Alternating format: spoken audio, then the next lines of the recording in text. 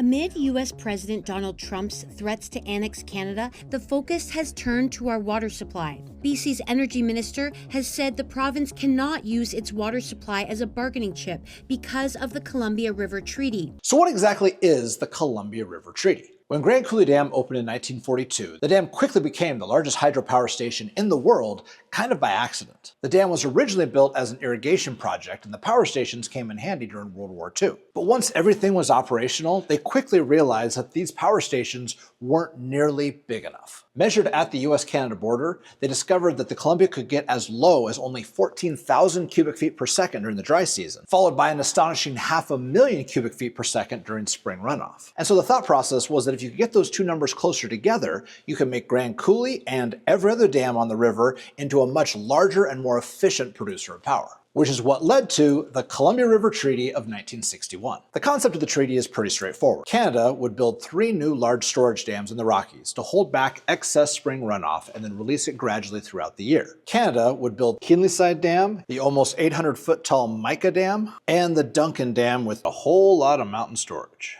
In exchange for building those 3 dams, Canada is entitled to 50% of the extra energy generated in the US. This is referred to in the treaty as the Canadian entitlement. Canada didn't actually need all that surplus electricity in the 60s and 70s, and so they immediately sold their Canadian entitlement back to the US for cash to help pay for the building of those dams. This turned out to be a very good deal for both countries. Canada received the means to be able to modernize the river infrastructure and enough energy to last them for a very long time. The US also benefited from all this increased power production, but also was able to spread out the load of flood control across a larger series of dams, which is a big reason why the Portland-Vancouver area hasn't experienced a truly catastrophic flood since 1948. The treaty was first signed in 1961 and requires either side to give 10 years notice if they want to opt out of the agreement completely. Now, the treaty doesn't really expire per se, but the cash for flood control agreement did go away in 2024, which means that for the last several years, the US and Canadian governments have been at the table trying to negotiate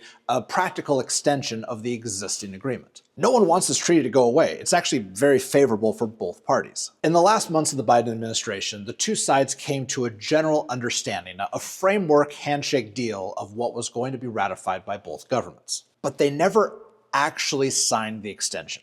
There's really no reason to panic right this second about negative consequences from this treaty getting delayed. It just means that changes to the agreement are on pause, and so the most likely scenario is that for now, things will continue to operate as they have in years past. But for the long-term security of energy and flood control in the Pacific Northwest, we need to get this agreement signed. There's really no upside to dragging this out for a moment longer.